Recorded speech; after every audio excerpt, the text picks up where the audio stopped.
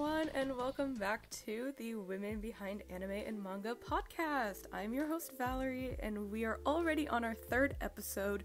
Let's jazz things up. As a little refresher, this podcast was created to highlight many of the women working in the anime and manga industries and aims to inspire others to put their work out there and pursue careers within the industry or any similar entertainment industry for all that matter.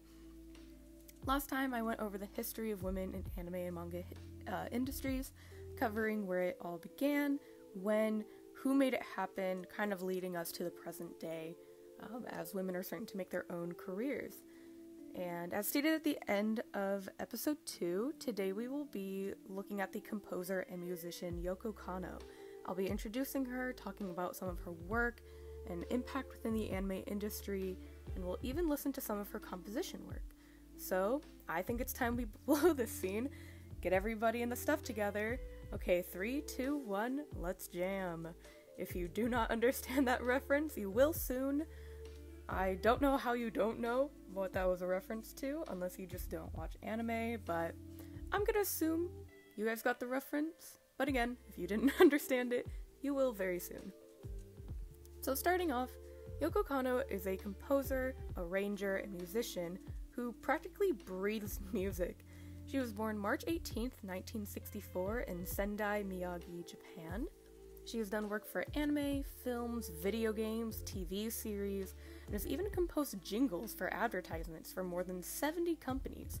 And some of these companies are like 7-Eleven, Microsoft, Toyota, Nintendo, and many more. So these are all just like really big companies.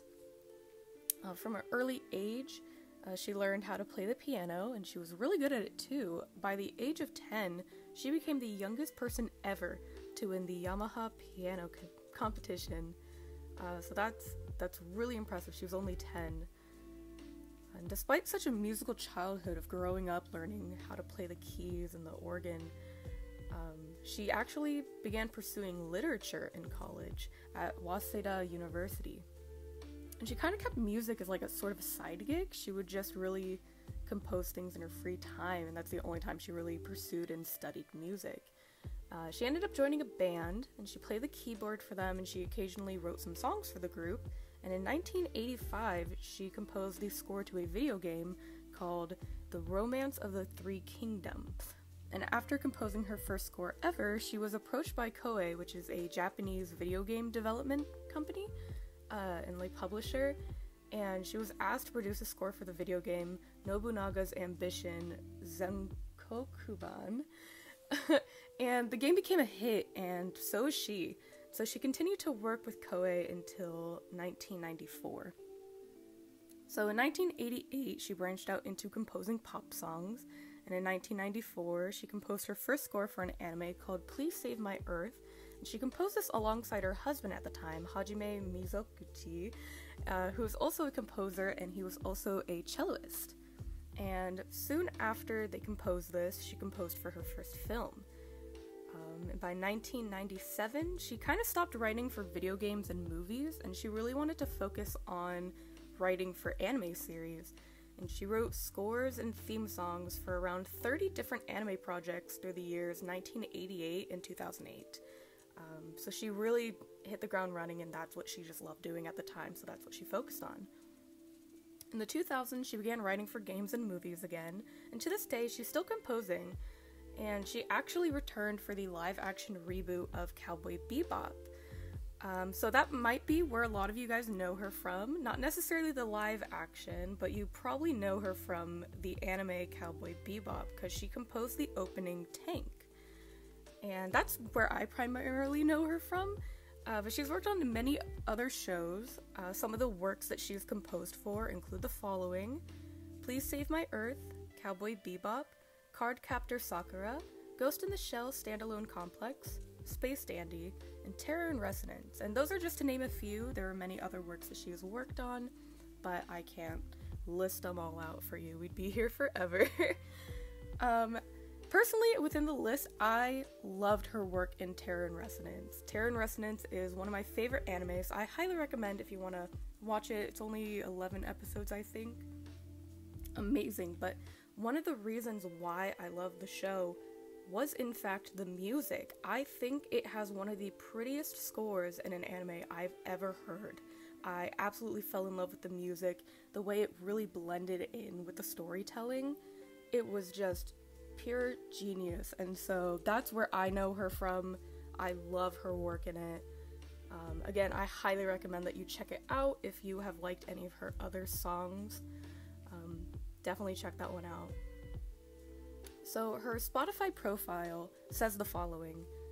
Quote, Yoko Kanno is the closest person to being the international face of the anime music industry thanks to her involvement with high-profile projects such as Cowboy Bebop and Ghost in the Shell. She also wrote scores for TV series, movies, and video games, and songs for pop artists, and the list of ad jingles commissioned to her reads like a who's who list of the contemporary economic system. The demand for her services should be attributed to her ultimate versatility. Kanno can compose in any given style, from ambient to neoclassical music to techno and hard rock, never sounding strained or forced. End quote.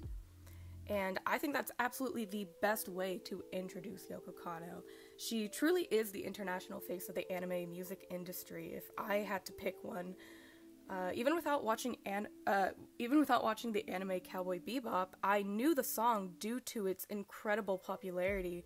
I even have it saved to my personal music playlist because it's such a brilliant song. It's just this super upbeat and catchy jazzy song. There's no way you can listen to it and not like it.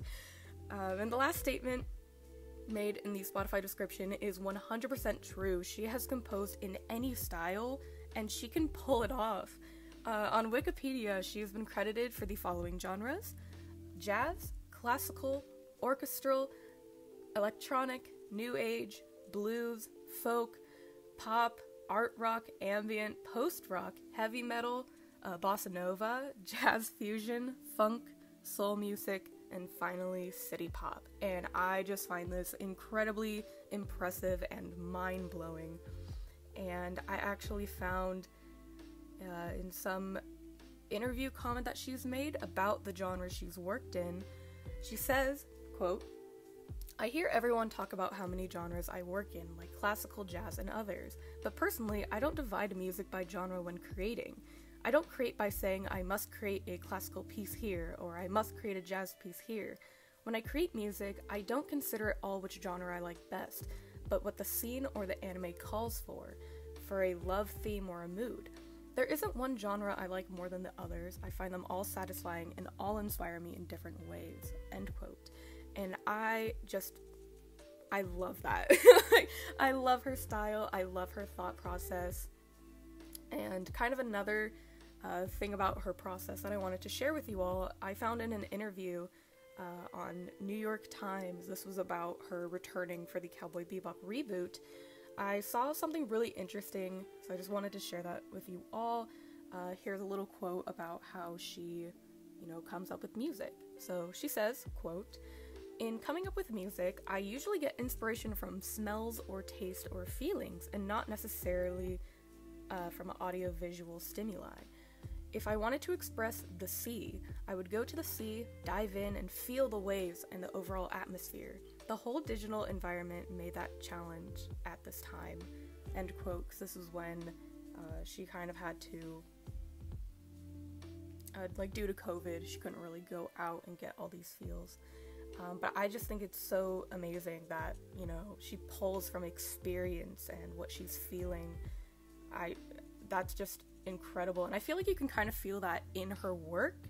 And again, we're gonna go into that right now, actually.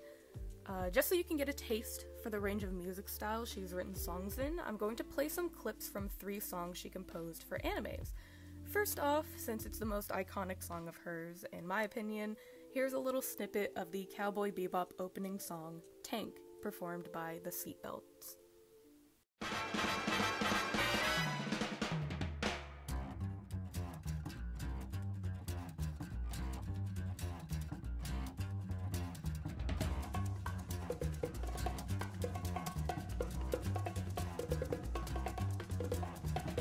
I think it's time to blow this scene. Get everybody in the stuff together. Okay, 3, 2, 1, let's jam.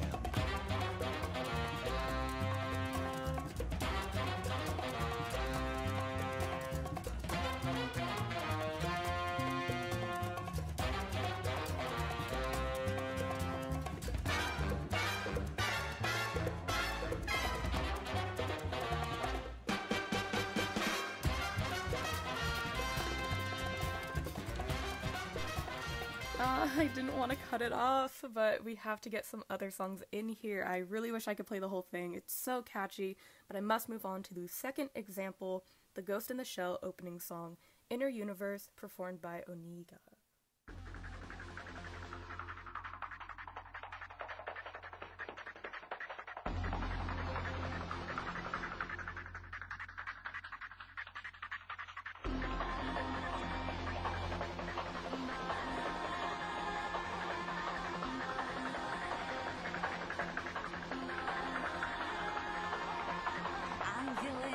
Демоны кружили надо мной, рассекали тернии Млечные пути, не знаю, что сделал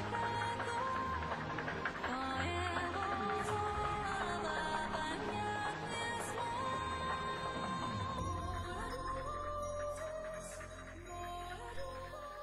So, as you can see, that is a very different feeling from Tank, and it just shows how she composes stuff to truly fit the anime she was being asked to compose music for.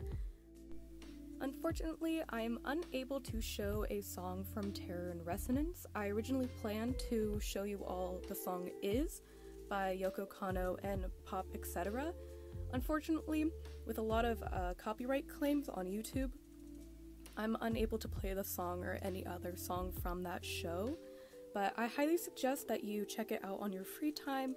I will add the song title in the description below so you can look it up on your own, but again, I'm sorry I can't play any songs from this anime.